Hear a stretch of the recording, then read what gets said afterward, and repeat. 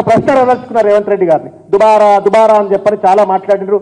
ప్రజలారా, మిత్రులారా, తెలంగాణ సమాజం మీరు కూడా చూసిండ్రు. దుబారా అంటున్నాడు కదా, ఖాళీ కుండలు ఖాళీ బిందెలు అన్నాడు కదా, లంకె బిందెలు అనుకొని వస్తే ఖాళీ బిందెలు అనుకున్నాడు కదా.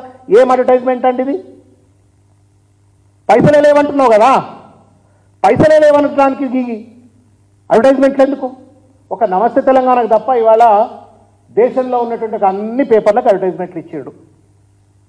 మొత్తం భారతదేశంలో ఉన్న పేపర్లన్నిటికీ అడ్వర్టైజ్మెంట్లు. ఇగో అడ్వర్టైజ్మెంట్లు చూడండి, ఇగో అడ్వర్టైజ్మెంట్లు చూడండి.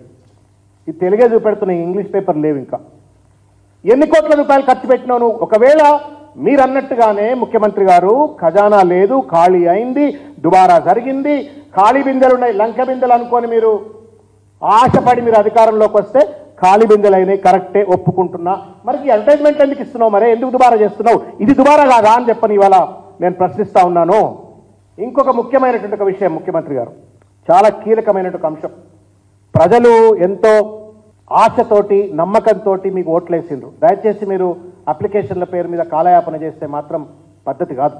మీరు రైతు భరోసా పథకం వెంటనే అమలు చేయొచ్చు, మీరు 200 విద్యుత్ పథకాన్ని వెంటనే అమలు చేయొచ్చు, మీరు మహిళా లక్ష్మి పథకాన్ని వెంటనే అమలు చేయొచ్చు, మీరు 500 రూపాయల గ్యాస్ సిలిండర్ వెంటనే అమలు చేయొచ్చు. మీరు దీనికోసం మీరు తాత్సారం చేయవలసిన అవసరం లేదు, అప్లికేషన్లు అవసరం లేదు, అప్లికేషన్ల పేరు మీద కాలయాపన చేయవలసిన అవసరం లేదు అని చెప్పని ఈ సందర్భంగా నేను తెలియజేస్తూ, ఇంకొక ముఖ్యమైన విషయం, కొత్త బిచ్చగాడు పొద్దెరడు అన్నట్టున్నది ముఖ్యమంత్రి గారు వైఖరి. మనం అందరము కొద్దో గొప్ప సామాజిక స్పృహ ఉన్నటువంటి ఒక వ్యక్తులం. తెలంగాణ సమాజం చైతన్యవంతమైన సమాజం. సమయము, సందర్భము, ఏ సమయంలో ఏ సందర్భంలో ఏం మాట్లాడాలి అనేటువంటి ఒక కనీస ఔచిత్యం పెద్ద పెద్ద నాయకులు, పెద్ద పెద్ద కుర్చీల్లో కూర్చున్న వాళ్ళకు ఉండాలి. ముఖ్యమంత్రి పదవిలో కూర్చున్నటువంటి ఒక రేవంత్ రెడ్డి గారు కనీస ఇంగితము, విఘ్నత, ఔచిత్యాన్ని మర్చిపోయి ఇష్టం వచ్చినట్టుగా మాట్లాడేట ఒక ప్రయత్నం చేస్తున్నారు. ఆ కుర్చీకి ఉన్నటువంటి ఒక డిగ్నిటీ ఒకటి ఉంటుంది. ఆ పక్కన కూర్చున్న ఆమె శాంతాకుమారి అనుకుంటా, శాంతకుమారి గారు, చీఫ్ సెక్రటరీ, ఐఏఎస్ ఆఫీసర్. ఆయనక సుల్తాని అని ఇంకొక ఆయన కూర్చున్నాడు. చుట్టంతా నాకు తెలిసి ఐఏఎస్ ఆఫీసర్లు ఉన్నారు, ఐపీఎస్ ఆఫీసర్లు ఉన్నారు, బ్యూరోక్రాట్స్ ఉన్నారు.